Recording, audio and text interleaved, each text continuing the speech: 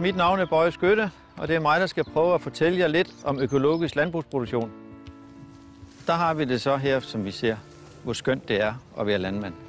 Prøv at tænke sig at gå herude i naturen, høre fuglene synge, se solen på himlen, se de friske og dejlige grøntsager, der står her på markerne. Hvad andet kan man ønske sig? Vi startede med økologi for cirka 10 år siden, og det var under forudsætning af, at vi kunne lave nogle gode produkter. Vi har et spiskammer, der ligger herude. Vi har 20 meter dynd, og det vil sige, at det er noget, der ligger helt tilbage fra istiden, hvor der er sket en masse aflejringer. Og deri får vi den næringsstof og det behov, vi har til den økologiske produktion, så vi kan producere uden tilflytning af nogen som helst næringsstoffer. Konverteringen fra den konventionelle dyrkning over til den økologiske troede jeg faktisk at være lidt mere besværligt. Vi har de teknologier, vi skal bruge i dag. Vi skal bare flytte dem fra den ene gren til den anden.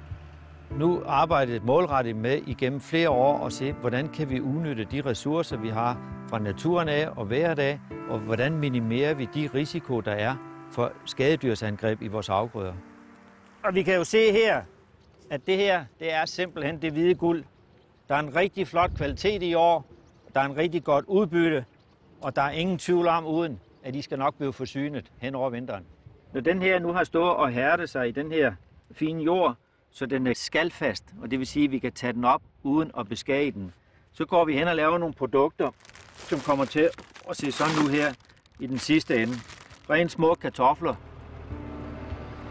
Da jeg startede på økologisk produktion, var der selvfølgelig mange, der så skævt til en. Det var meget naturligt. Det gjorde man lige så hurtigt, man var økolog. De vitaminer, vi kan trække op fra den gamle havbund herude, det er dem, vi gerne skal have kanaliseret videre til næste generation, der skal leve af den efter os, så vi ikke får den tilsmudset.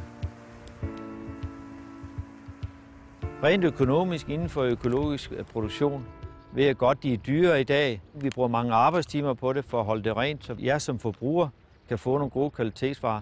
Men jeg er sikker på, at inden for en 5-8 år eller 10 år måske, har vi nogle helt andre teknikker, som vi ikke i dag kan se, hvordan vil de være, men vi arbejder målrettet hele tiden på at finde nogle nye teknologier, som vi kan bruge inden for den økologiske produktion for at gøre den billigere. Hvis jeg skal kigge på økologien om 10-15 år, så tror jeg, at vi er nået endnu længere, og der vil blive dyrket endnu mere, der er økologisk. Der bliver brugt mange ressourcer på at lave nye teknikker og nye dyrkningsmetoder, og det er noget af det, vi også bruger meget tid på at arbejde med, og komme nærmere og nærmere, så det bliver endnu mere økologisk, end vi gør det i dag.